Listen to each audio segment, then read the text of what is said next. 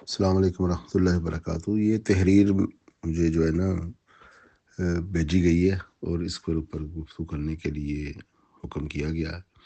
سب سے پہلے یہ سمجھ لیں کہ اس میں تو کوئی شک نہیں ہے کہ حضرت ابو بکر رضی اللہ تعالیٰ عنہ اس وقت جتنے لوگ وہاں پر ثقیفہ میں موجود تھے وہاں سے ہی مشورہ ہوا اور وہ نامزد ہوئے، بعد میں سب لوگوں نے مان لیا۔ اور ہمارے ہاں تو خلیفہ جو ہے وہ منصوص من اللہ نہیں ہوتا اور ضروریات دین کا حصہ بھی نہیں ہوتا۔ کوئی مان لے تو ٹھیک ہے، اگر کوئی نہیں ماننا چاہتا لیکن وہ خلیفہ کے خلاف قتال کرے، خروج کرے، یہ جائز نہیں ہے، وہ واجب القتل ہو جائے گا۔ اگر کوئی اپنی مرضی سے خلیفہ کو مانے، بیعت کرے، بیعت ایک ایسی چیز ہے جو مانگی اور زبردستی نہیں لی جا سکتی۔ جو زبردستی بیعت کسی کی لے وہ اس قابل ہی نہیں کہ اس کو خلیفہ مانا جائے، پہلے تو یہ سمجھ لیں۔ اس لیے حضرت عمر کو نامزد کیا، حضرت ابو بکر نے، لوگوں نے اس رائے کا احترام کرتے ہوئے مان لیا، تو لہٰذا حضرت ابو عمر بھی خلیفہ جو ہے نا وہ ہو گئے۔ حضرت عمر خلیفہ ہوئے تو انہوں نے اپنے آخری وقت میں جو ہے ایک شورا مقرر کر دی، یا 6 لوگوں کی ایک جماعت مقرر کر دی کہ جن سے اللہ کے نبی علیہ الصلوۃ والسلام راضی تھے، جو کہ قریش کے بہترین لوگوں میں سے تھے، اس میں تو کوئی شک نہیں، بدری لوگوں میں سے تھے، احدی، خندقی اور مکی زندگی میں، اور مہاجرین بھی تھے، تو ساری فضیلتیں ان میں تھی وہ 6 لوگوں میں۔ ان میں سے حضرت عثمان کو چن لیا گیا۔ اس تحریر میں جو لکھا ہوا ہے نا کہ علی منت سماجت سے، یہ بالکل ہی جھوٹی سے نہیں لکھا ہے۔ تعلیم کی کمی ہے اور اس سے زیادہ کیا ہے۔ حضرت علی کا جو انتخاب ہوا نا، یہ احسن طریقے سے ہوا تھا۔ حضرت علی نہیں چاہتے تھے کہ وہ خلیفہ بنے، کیونکہ معاملات بہت خراب کر چکے تھے لوگ۔ تو حضرت علی نے کہا جس طرح پہلے تم لوگ کرتے رہے ہو میں تو تمہارا ساتھ دوں گا۔ پھر سب نے حضرت علی کو مجبور کیا، پھر حضرت علی نے مسجد نبوی میں ممبر پر بیٹھ کر لوگوں کی بیعت لی، خاص ہم نے بیعت کی۔ اور اس میں خوبصورتی یہ ہے کہ جس نے بیعت نہیں کی حضرت علی نے اس کے اوپر کوئی تلوار نہیں چلائی۔ اس کی ہمارے پاس جو ہے نا ثبوت موجود ہے کہ سعد بن نبی وقاص نے بیعت نہیں کی، عبداللہ بن عمر نے بیعت نہیں کی، اور مسفر بن مرحمہ وغیرہ، یہ 3 4 لوگ پرومیننٹ تھے، اور بھی کچھ ہوں گے، تو انہوں نے بیعت نہیں کی۔ تو حضرت علی نے بالکل ان کو کوئی زد و کوب نہیں کیا، کوئی تلوار نہیں ان کے اوپر رکھی، نہ قید کیا، نہ جنگ کی۔ تو یہ ہے احسن طریقہ، کوئی بیعت کرے تو ٹھیک ہے، نہ کرے تو نہ صحیح۔ سعد بن ابی عبادہ نے ابو بکر عمر دونوں کی نہیں کی تھی، تو سعد بن ابی عبادہ نے کوئی قتال بھی نہیں ان کے خلاف کیا۔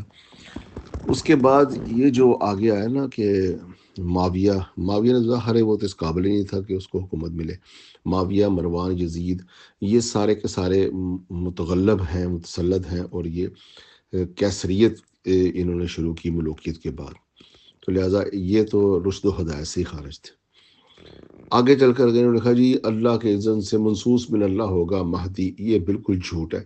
امام مہدی جو ہے نبی علیہ الصلوۃ والسلام نے جس طرح حدیث میں فرمایا نا کہ خلافت میرے بعد 30 سال تک ہوگی، تو یہ بھی نبی علیہ الصلوۃ والسلام کی پیشن گوئی ہے، علی منہج نبوت تک، ابوبکر، عمر، عثمان و علی، حسن تک۔ اسی طرح نبی علیہ الصلوۃ والسلام نے فرمایا پھر خلافت ملوکیت میں بدل جائے گی، پھر ملوکیت کیسریت میں بدل جائے گی، تو پھر ایک سے ایک بڑھ کر حرام خور آتے گئے اور آتے رہیں گے۔ پھر نبی علیہ الصلوۃ والسلام کی حدیث ہے کہ پھر اللہ تعالیٰ اسلام کو غالب کرے گا، اور پھر جو ہے نا ایک مہدی آئے گا کہ جو دوبارہ سے جو ہے نا اس خلافت کو بپا کرے گا، اور وہ ایک بہترین خلیفہ بھی ہونے کی ان کی نشانی ہے، اور وہ امام بھی ہوں گے، اور وہ دوبارہ اسلام کو غالب کریں گے۔ یہ تو نبی علیہ الصلوۃ والسلام کی پیشن گوئی ہے۔ جس طرح پہلے 30 سال کی پیشن گوئی نبی علیہ الصلوۃ والسلام نے دی، اسی طرح نبی علیہ الصلوۃ والسلام نے آخرت کی بھی پیشن گوئی دی۔ جس طرح پہلے 4 خلفاء یا 5 خلفاء کی اگر کوئی بیعت نہیں کرتا وہ دار اسلام سے خارج نہیں ہوگا، اسی طرح اگر کوئی آخری جو خلیفہ آئیں گے امام مہدی، اگر کوئی انہیں نہیں پہچان سکا، یا وہ اپنے اس سے ڈرتا رہے کہ میں کوئی غلط نہ کسی بندے کی بیعت کر لوں، اپنے علم کی بنیاد پر وہ بیعت نہیں کرتا امام مہدی کی بھی، تو وہ دار اسلام سے خارج نہیں ہوگا۔ یہ بالکل ایسی کوئی بات نہیں، نہ امام مہدی منصوص من اللہ ہے، نہ منصوص من اللہ ابوبکر، عمر، عثمان علی، امام حسن ہے۔ منصوص من جانب اللہ آخری تنصیب محمد رسول اللہ صلی اللہ علیہ وآلہ وسلم کی ہو گئی۔ اب اس کے بعد قیامت تک کے لیے تنصیب خداوندی ختم ہو گئی۔ تنصیب تو ہے وہ اللہ تعالیٰ جس کو نصب کر دے، اللہ تعالیٰ نبیوں کو نصب کرتا ہے، رسولوں کو نصب کرتا ہے، اور جب رسالت ختم ہو گئی، دین کمپلیٹ ہو گیا، تنصیب خداوندی بھی ختم ہو گئی۔ یعنی آسان لفظوں میں اب کوئی ایسی شخصیت زمین پر پیدا نہیں ہوگی جس کو مانیں گے تو مسلمان، نہیں مانیں گے تو کافر ہو جائیں گے۔ بالکل ایسا نہیں، کوئی ابو بکر عمر عثمان کی خلافت کو نہ مانے وہ بالکل مسلمان ہے۔ حضرت علی کی خلافت کو جنہوں نے نہیں مانا تھا، کیا حضرت علی نے ان کی تکفیر کی؟ نہیں کی۔ کیا امت نے ان کی تکفیر کی؟ نہیں کی۔ کیا حضرت علی سے جنگ کرنے والوں کی بھی حضرت علی نے تکفیر کی؟ یہاں معاملہ ماننا یا نہ ماننا نہیں، یہاں تو حضرت علی سے جنگ کی ہے، باقاعدہ خروج ہوا ہے حضرت علی کے خلاف۔ طلحہ، زبیر، اما عائشہ، معاویہ، عمرو بن عاص، مغیرہ بن شعبہ، ولید بن عقبہ، یہ سب صحابی ہیں، انہوں نے حضرت علی کے خلاف قتال کیا ہے باقاعدہ۔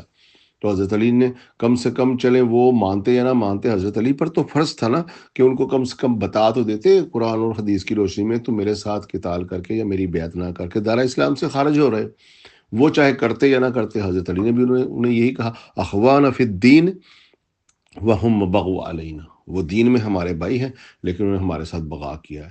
بغا سے زیادہ سے زیادہ فسق فجوری ہو سکتا ہے، دارہ اسلام سے تو نہیں خارج ہو گئے کوئی بھی۔ اسی طرح طلحہ زبیر بھی دارہ اسلام سے خارج نہیں ہیں، اور اسی طرح حضرت ابن عمر، حضرت سعد بن ابی وقاص، مسفر بن مرخمہ وغیرہ، انہوں نے بیعت نہیں کی تو یہ کوئی دارہ اسلام سے خارج نہیں ہو گئے۔ اسی طرح ابو بکر عمر کی بیعت مرتے دم تک، سعد بن ابی عبادہ جو کہ سابقون الاولون صحابہ میں سے ہیں، بدری احدی خندقی صحابہ میں سے ہیں، بیعت رضوان والے صحابہ میں سے ہیں، قبیلہ خزرج کے سردار تھے، 70 صحابہ صفہ ان کے گھر سے کھانا کھاتے تھے ہر روز، اور وہ مدینہ میں نبی علیہ الصلوۃ والسلام کے آنے سے پہلے سردار مدینہ تھے مومنین، ان کے حوالے اللہ کے نبی نے کیے ہوئے تھے، لیکن انہوں نے بیعت نہیں کی، ابو بکر عمر کی مرتے دم تک نہیں کی، تو کیا کوئی ان کو کافر کہہ سکتا ہے؟ بالکل۔ نبی علیہ الصلوۃ والسلام کے بعد یہ اعزاز کسی کے پاس نہیں ہے کہ اس کو مانیں گے تو مسلمان، نہیں مانیں گے تو کافر۔ اگر ایسا ہوتا تو سب سے پہلے حضرت علی اٹھ کے اعلان کرتے، میرے ساتھ جنگ کرنے والے دارہ اسلام سے خارج ہیں۔ بالکل خارج نہیں کیا، حتیٰ کہ خوارج نے حضرت علی کی تکفیر کی، انہیں مسجد سے بھی نہیں نکالا، ان کا جو ہے نا بیت المال سے وظیفہ بھی بند نہیں کیا۔ خوارج کو بھی حضرت علی نے محاربہ کے تحت فساد فی الارض جب انہوں نے مچایا تب ان کو قتل کیا ہے، اس لیے قتل نہیں کیا کہ وہ حضرت علی کو نہیں مانتے تھے۔ تو یہ میرے شیعہ بھائی بھی سن لیں کہ حضرت علی ہوں، حضرت حسن و حسین ہوں، حضرت امام زین العابدین سے لے کر امام مہدی تک ہوں، اگر کوئی کسی کی امامت کو نہیں پہچان سکا، نہیں مانتا، یا وہ اپنے کوئی سیاسی بنیاد پر یا اپنی کوئی معاشرتی بنیاد پر وہ کسی قسم کا بھی معاملہ سے یہ سمجھتا ہے کہ میں اس سے الگ تھلگ رہوں، میں کسی کی بیعت نہ کروں، وہ ڈرتا ہے، تو اس کے اوپر کسی قسم کا کوئی یہ بلیم نہیں آئے گا، یہ کوئی محمد رسول اللہ جن کو نہیں مانا تو دارہ اسلام سے خارج ہو جائیں گے۔ تو یہ امام مہدی بھی منصوص من اللہ نہیں ہے، یہ کس نے کہہ دیا منصوص من جانب اللہ ہے؟ منصوص من اللہ، اللہ جسے نسب کرے، اللہ قرآن میں وضاحت اور صراحت کے ساتھ بیان کرتے ہیں، جسے کہا جاتا ہے قطعی الثبوت اور قطعی الدلالہ۔ دارہ اسلام میں داخل اور خارج ہونے کی بات ہے، اور ثبوت کیا ہے کہ جی فلاں نے فلاں سے سنا، سب سے پہلے قرآن میں ہونا چاہیے، پھر نبی علیہ الصلوۃ والسلام وضاحت کے ساتھ بیان کریں، جس طرح قرآن میں بار بار اللہ تعالیٰ نبی علیہ الصلوۃ والسلام کا نام لے کر ان کی رسالت اور ان کی فضیلت بیان کرتے ہیں اور ان پر ایمان لانے کا بیان کرتے ہیں، حتیٰ کہ ان کے سامنے آواز بھی بلند نہیں کی جا سکتی، حتیٰ کہ ان کے فیصلے کے مخالف بھی نہیں کی جا سکتا، دل میں بھی ان کے بارے میں ایسی بات نہیں لائی جا سکتی۔ یہ ہوتے ہیں اللہ تعالیٰ کی طرف سے منصوص من اللہ انبیاء رسول۔ یہ نہیں کہ کسی امام سے یا خلیفہ سے مخالفت بھی ہو رہی ہے، جنگ بھی ہو رہی ہے، اور وہ نے کہہ رہے ہیں ٹھیک ہے بھی تم پھر بھی مسلمان ہو، میرے ساتھ اختلاف ہے تمہارا تو تمہیں اختلاف کا حق حاصل ہے۔ تو امام مہدی سے بھی اگر کوئی اختلاف کر جائے گا اسے حق حاصل ہے، لیکن کسی دلیل کے اوپر وہ زیادہ سے زیادہ گمراہی ہو سکتا ہے۔ ایسا کوئی ہمارے پاس میکنزم نہیں ہے کہ امام مہدی آئیں گے تو ان کو کوئی ان کی بیعت نہیں کرے گا، یا ان کی جو ان کے نہیں مانے گا امام مہدی، یا اللہ کی طرف سے وہ کوئی منصوص من اللہ نہیں مانے گا تو وہ دارہ اسلام سے خارج ہو جائے گا۔ ایسا کوئی عقیدہ اسلام میں تو نہیں ہے۔ ہاں فرقہ اہل تشیع میں ہو تو ایک الگ بات ہے، میں اسلام کی بات کر رہا ہوں۔ اگر وہ منہج اہل تشیع سے خارج ہو سکتا ہے، اسلام سے خارج نہیں ہوگا۔ اس طرح جس طرح کہ ابو بکر عمر عثمان کو کوئی خلیفہ نہ مانے تو وہ مذہب اہل سنت سے خارج ہوتا ہے، وہ دین اسلام سے خارج نہیں ہوتا۔